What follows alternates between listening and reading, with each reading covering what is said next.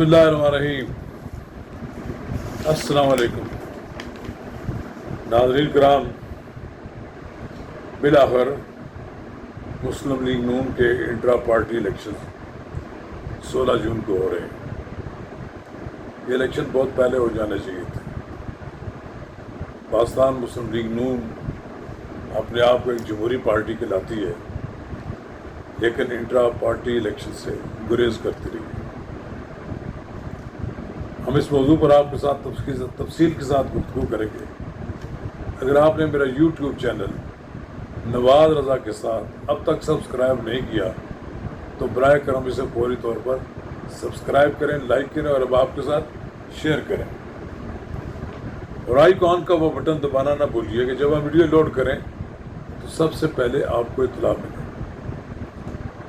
ناظرین کرام، کم و بیش کوئی ایسی جماعت نہیں ہوتی ملک میں جس میں دو گروپ نہ ہو۔ ایک لیڈر ہونے کے باوجود بھی پارٹی کے اندر دو تین گروپ ہوتے ہیں، اور پھر صوبائی سطح پر بھی گروپ ہوتے ہیں، حتیٰ کہ نچلی سطح تک بھی پارٹی گروپوں میں منقسم ہوتی ہے۔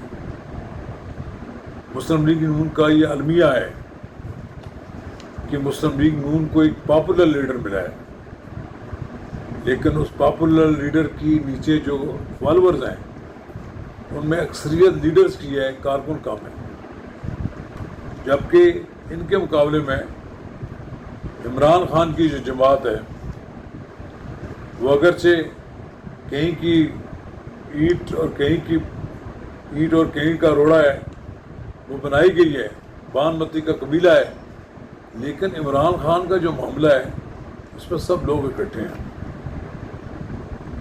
اور وہ عمران خان کو ایک اپنا لیڈر بھی مانتے ہیں۔ ان میں کارکنوں کی تعداد زیادہ ہے، اور مسلم لیگ نون میں کارکنوں کی کمی ہے۔ عہدوں کے پیچھے بھاگنے والے لوگ ہیں، وہ سارا سال اسی موضوع پر لگے رہتے ہیں کہ مجھے کتنا بڑا عہدہ ملا جائے، اگر عہدہ نہیں ملا، پارٹی ٹکٹ نہیں ملا تو مقابلے پہ کھڑے ہو جاتے ہیں۔ تو اس پارٹی کے انتخابات میں فی الحال تو میاں شہباز شریف ہی صدر ہوں گے اور احسن اقبال سیکرٹری جنرل ہوں گے، اور کم و بیش وہی عہدیدار ہوں گے۔ البتہ مسلم لیگ نون میں کہا جا رہا ہے کہ حمزہ شہباز کو بھی پروموٹ کیا جا رہا ہے، شاید ان کو بھی سینئر نائب صدر بنا دیا جائے۔ بہرحال مسلم لیگ نون میں مریم نواز کو سینئر نائب صدر اور چیف آرگنائزر بنایا گیا ہے۔ اس میں کوئی شک نہیں کہ نواز شریف کے بعد مسلم لیگ نون میں مریم نواز واحد لیڈر ہیں جن کے پیچھے فالوئنگ ہے، جو بڑے بڑے جلسوں سے خطاب کر سکتی ہیں اور جن کو لوگ سننا بھی چاہتے ہیں۔ ان کی پارٹی کی پالیسی بھی تھوڑی سی حکومت کی پالیسی سے تھوڑی سی مختلف نظر آتی ہے۔ وہ جارحانہ سیاست کرتی ہے، جارحانہ انداز میں اپنا نقطہ نظر پیش بھی کرتی ہے۔ ان کو پروموٹ کرنے کی ضرورت ہے، اب پارٹی کے تمام امور ان کے سپرد کرنے کی ضرورت ہے۔ وہ اس بات کے فیصلوں کی ذمہ دار بھی ٹھہرائی جائیں، پارٹی کے اندر نوجوان نسل کو سامنے لائیں۔ میں پہلے بھی آپ سے یہ بار بار کہہ چکا ہوں، محترمہ مریم نواز صاحبہ سے بھی کہہ چکا ہوں کہ اپنی پارٹی میں آنٹیوں کی جگہ نوجوان طالبات، نوجوان بچیاں شامل کریں۔ یوتھ میں جو بوڑھے لوگ ہو گئے ہیں وہ ابھی تک یوتھ کے عہدوں پر قائم دائم بیٹھے ہوئے ہیں۔ اسی طرح ایم ایس ایف میں لوگ بیٹھے ہوئے ہیں جو بوڑھے ہو گئے ہیں، لیکن ایم ایس ایف کے عہدے چھوڑنے کے لیے تیار نہیں ہیں۔ آپ پارٹی میں بالکل ایک انقلاب لائیں، ایسے لوگ سامنے لائیں جو بالکل نوجوان ہوں، اور پھر نوجوانوں میں اپنی پارٹی کو اٹریکٹ کریں۔ میں نے دیکھا ہے کہ مسلم لیگ نون کسی نئے آدمی کو ویلکم کرنے کے لیے تیار ہی نہیں ہوتی۔ اگر یہی صورتحال رہے گی تو پھر پارٹی نہیں آپ کی فلورش کر سکتی۔ آپ کی پارٹی تب ترقی کرے گی جس طرح عمران خان کی جماعت میں ایک ایسا کیڈر آ گیا ہے کہ جو ملکی سیاست میں حصہ لینا چاہتا ہے، اس کے لیے وہاں گنجائش موجود ہے۔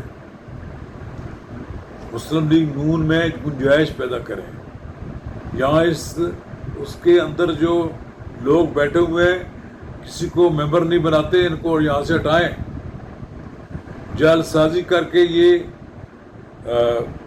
الیکشن کراتے ہیں پرائمری اور ایسے نامزدگیاں کرتے ہیں۔ ہونا تو یہ چاہیے کہ کیمپ لگنے چاہیے، رکنیت سازی کے کیمپ لگنے چاہیے۔ اب آپ کنونشن ہوگا، صرف لسٹوں پہ مختلف شہروں سے لوگ بلائے جائیں گے، ان سے ہاتھ کھڑے کر لیے جائیں گے، اور کوئی الیکشن کا پراپر طریقہ کار بھی کوئی اختیار نہیں کیا جائے گا۔ بعض ایک اناؤنسمنٹ آئے گی، چیئرمین الیکشن کمیٹی مسلم لیگ نون ہے، راجہ محمد ظفر اللہ جیسی مدبر شخصیت، وہ ہے جو ان کو بتایا جائے گا ان لوگوں کے عہدوں کا اعلان کرنا ہے، وہ اعلان کر دیں گے۔ کاش کہ مسلم لیگ کے اندر ایک کمپٹیشن بھی پیدا ہو۔ آپ لوگوں کو یاد ہوگا کہ جب جاوید ہاشمی کو مسلم لیگ نون کا نائب صدر بنایا جا رہا تھا، سینئر نائب صدر، تو انہوں نے معذرت کر لی، لیکن جب الیکشن کے لیے ایک فارمیلٹی پوری کی جا رہی تھی تو پورے ہال نے کھڑے ہو کر جاوید ہاشمی کے حق میں نعرے لگائے، تو مجبوراً انہیں جاوید ہاشمی کو سینئر نائب صدر بنانا پڑا۔ اس طرح کی لیڈرشپ ہوتی ہے۔ جاوید ہاشمی بھی بالکل کونے میں بٹھا دیے گئے ہیں، معلوم نہیں ان کا بھی سیاست میں بالکل عمل دخل کم ہو گیا ہے، اس لیے کہ ابھی شاہد حقان عباسی بھی ناراض ہی ہیں، اگرچہ انہوں نے ذکر ناراضگی کا اظہار تو نہیں کرتے، لیکن انہوں نے بھی یہ عہدہ سینئر نائب صدر کا چھوڑ دیا۔ ان سب کو ملائیں، اور پھر پارٹی کے اندر ایک ہو، بہت سے لوگ ملنا چاہتے ہیں، ایک بڑی فہرست فراہم کی ہے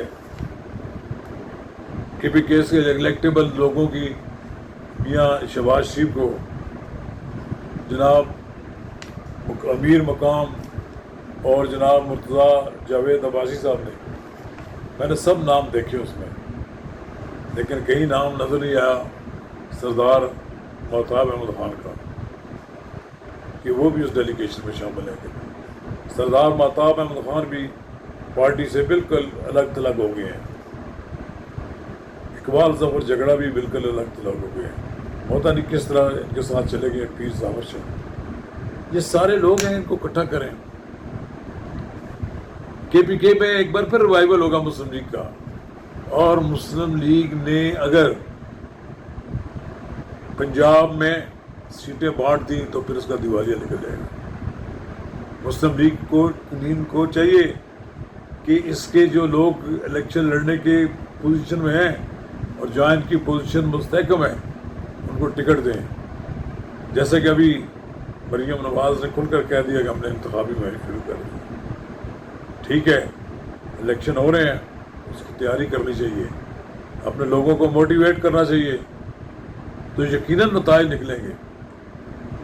اگر مسلم لیگ نون اسی تذبذب کا شکار رہی کہ میاں نواز شریف آئیں گے تو الیکشن میں ہم کچھ کامیابی حاصل کر لیں گے، نہیں، میاں نواز شریف کے آنے سے پہلے آپ پارٹی کو اتنا ایکٹیویٹ کر لیں کہ جب وہ آئیں تو ایک طوفان کی کیفیت ہوگی۔ لیکن اگر آپ نے سوئے رہے اور اس انتظار میں رہے کہ کوئی آپ کو کامیاب کرا دے تو پھر آپ کو کامیابی نصیب نہیں ہوگی۔ آپ نے اگر الیکشن جیتنا ہے تو پھر آپ جاگ جائیں، الیکشن میں حصہ لیں۔ آپ کا مقابلہ اگرچہ پی ٹی آئی کے ٹکڑے ٹکڑے ہونے والے دڑوں سے ہیں، لیکن پھر بھی آپ سمجھ لیں کہ پی ٹی آئی کا ووٹر موجود ہے۔ اس کا مقابلہ کرنے کے لیے آپ کو دن رات محنت کرنا پڑے گی۔ شکریہ۔